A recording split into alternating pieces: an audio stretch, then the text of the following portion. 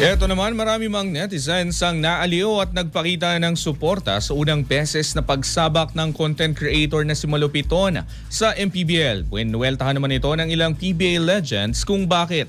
Alamin sa pag-abante ni Carlo Villaseñor. Maraming netizens ang nakulitan sa unang laro ni Malupiton bilang isang professional basketball player para sa Binyan Tatak Gel Beast Motorcycle Tires GameX ng MPBL.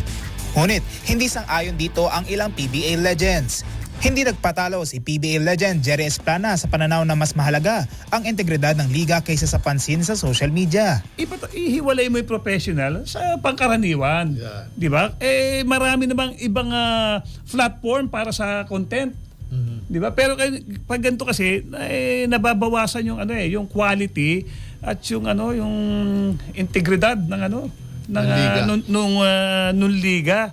Tinukoy niya ring halimbawa si Gerald Anderson na anya may dating sa kanyang looks at may dating pa sa loob ng hardcore. Pero si Malupiton, Gerald Anderson, artista yan.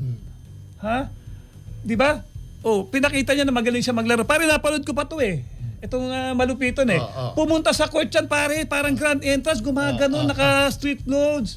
May kasama pang ibang vlogger. Okay. Tapos yung team na kalaban nila, nasa tabi, nagwa-warm up. Ano yun? humiling din ng dating PBA guard na isang tabi ang kasiyahan at pinaalalahanan ang mga kupunan na huwag sirain ang kredibilidad ng liga lalo't nagsisimula pa lamang ito umusbong. Di ba parang sa akin lang, okay, kung gusto niyo pa line up yan, call niyo yan, di ba? Call nila yon. Pero syempre, sabi nga nung nag-text sa akin, don't make a mockery of the league, especially tawag dito professional.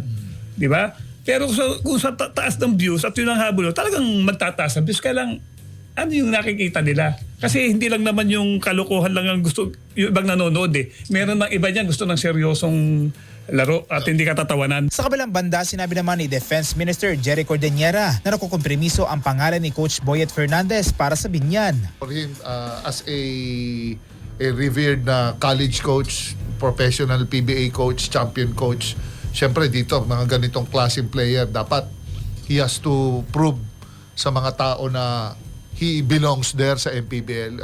We're in a democratic country. Pwede, sige, laro ka, pero ilaban mo yung si Coach Boyet, ilaban mo sila Mayor Jeljan kasi everybody's nakatingin sa'yo, nakatutok sa'yo.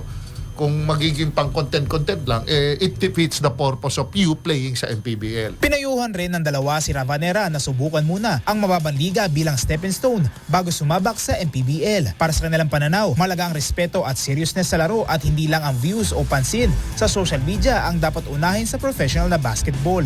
Tinapos ni Malupiton ang laro bitbit ang kanyang 1 puntos mula sa free throw line at may 4 na turnover sa loob ng 9 na minutong paglalaro. Hindi sapat upang makuha ang panalo kontra Mindoro Tamaraws sa score na 65-79. Ako si Carlo Villaseñor, Abante Sports. Now na.